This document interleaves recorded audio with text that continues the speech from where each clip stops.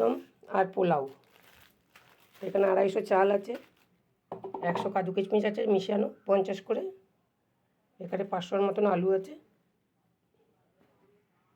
দিয়ে দিয়েছি আলুর দমের জন্য।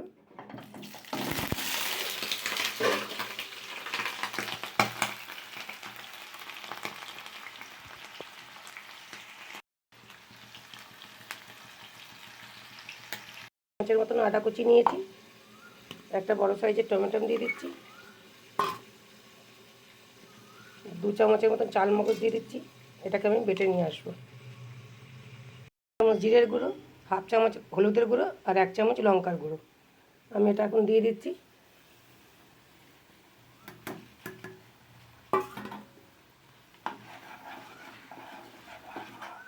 একটু জল দিয়ে দেবো।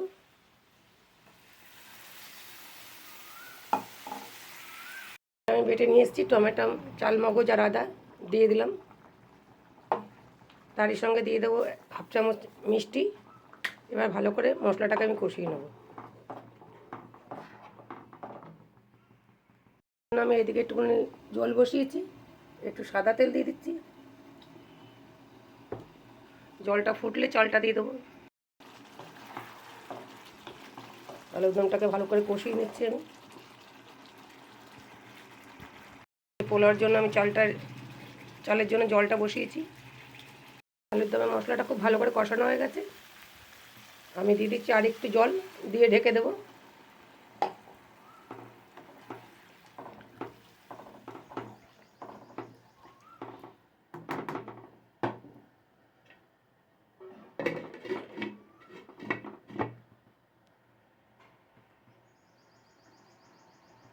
এদিকে জলটা ফুটে গেছে, চালটা আমি দিয়ে দিচ্ছি।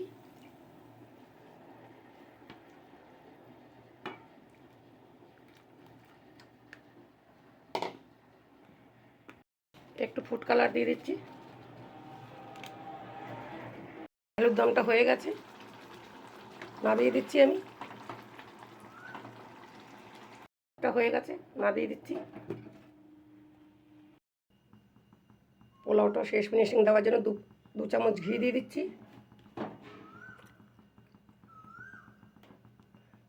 কতগুলো গোটা গরম মশলা দিয়ে দিচ্ছি, 4টে দারুচিনি, 4টে লবঙ্গ আর 2টা এলাচ, 4টে এলাচ।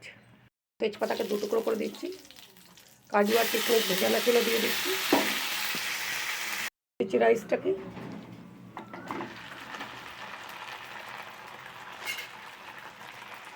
চামচ আমুল স্প্রে দিচ্ছি, ভালো করে গুটে নেব। মতো নুন আর মিষ্টিটা দিয়ে দেবো।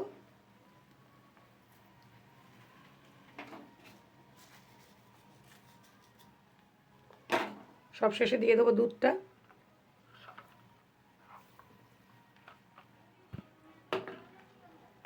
নাড়াচাড়া দিয়ে ঢেকে দেবো। আমার হয়ে গেছে।